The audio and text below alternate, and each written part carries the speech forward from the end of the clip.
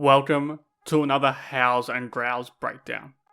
Today we're talking about what I think was Minnesota's best spacing, play calling, and structure-filled offensive fourth quarter in a long time.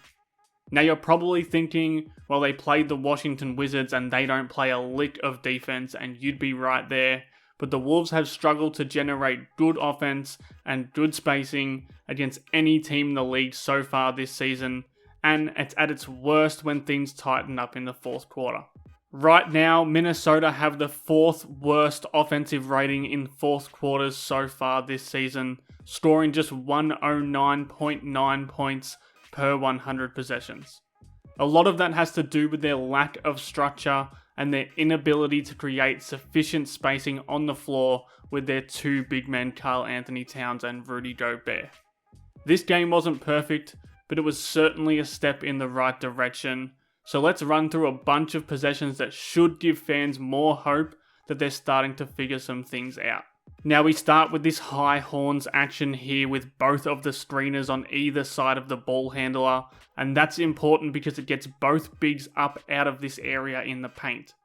So even when Washington do a good job of crowding out Edwards and dropping Bagley back here off Gobert, the Wolves can get the defense in rotation and they get their spacing right. Reed clears back out to the corner and Gobert stays here on the elbow rather than congesting the paint.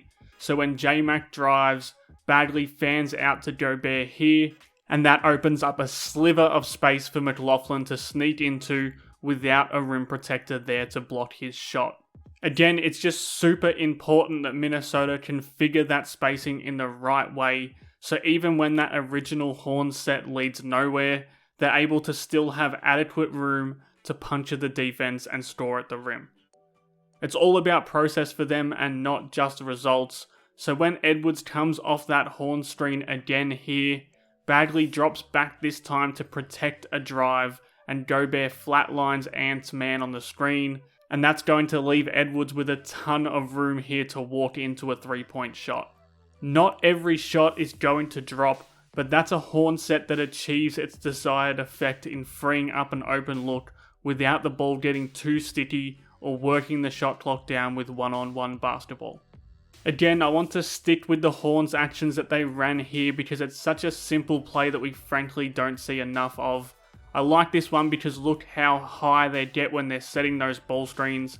That extends the defense and allows Edwards to get a few dribbles in before Gobert chases into this flare screen on Towns' man. Towns now drifts off it. Bagley is pointing here for a switch, but Gobert is going to walk his flare screen into that switcher, and that high positioning means that Towns can walk into a rhythm three from his sweet spot. If there's one thing Minnesota needs more of, it's Towns shooting threes, and the best way to generate those threes is putting him in actions where he is the play finisher from behind the arc.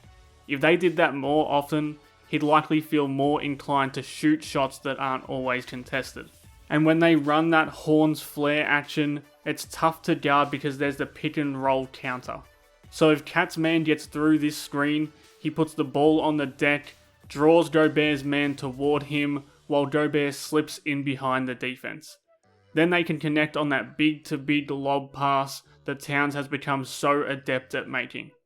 You just don't get that if one of the bigs is stationed in the paint trying to post up while destroying this functional spacing that we're seeing here. When it isn't horns actions, it's all about smart positioning from Towns and Gobert. That's what frees up the offense. So even when it's just Edwards creating for himself going downhill, it's important where they line the bigs up. Gobert is out of the paint here, setting the screen, and Towns is here as the relief valve shooter.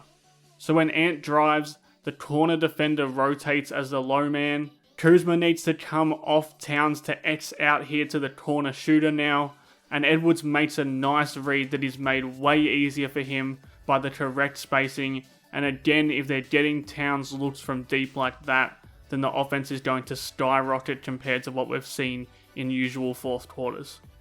And really, I think a lot of their offensive problems stem from a lack of patience. When they calmly work to solve the spacing issues mid-possession, then things look a lot smoother.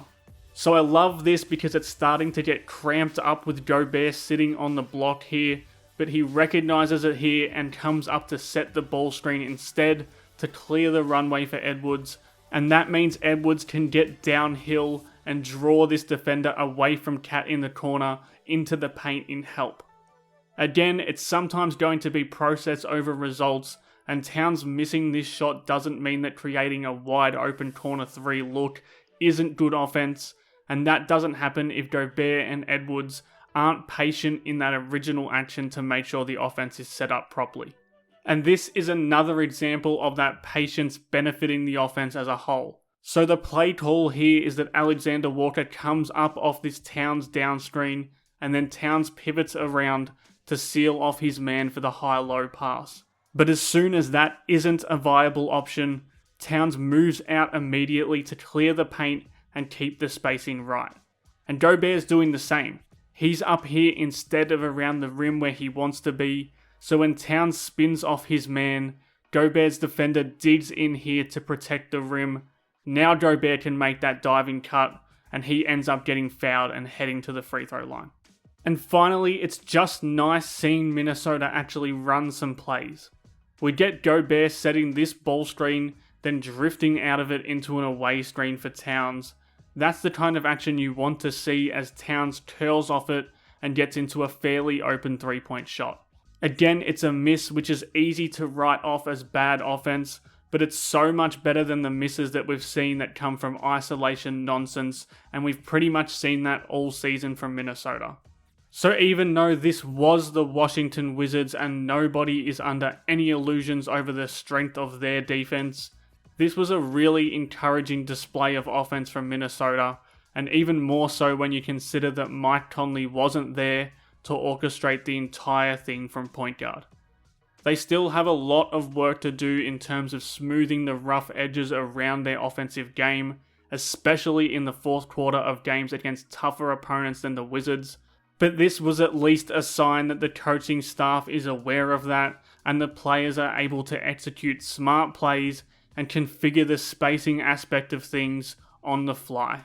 If Minnesota keep working on this aspect of their game, that will go a long way in avoiding defeats like their overtime loss to Boston, their meltdown against the Oklahoma City Thunder a few days back, or even their super embarrassing choke job against the Charlotte Hornets this week. Thanks again for watching and subscribing and liking Howls and Growls. I really appreciate the support. If you haven't subscribed yet, please press on that button down below and follow the channel and join the Howls and Growls family.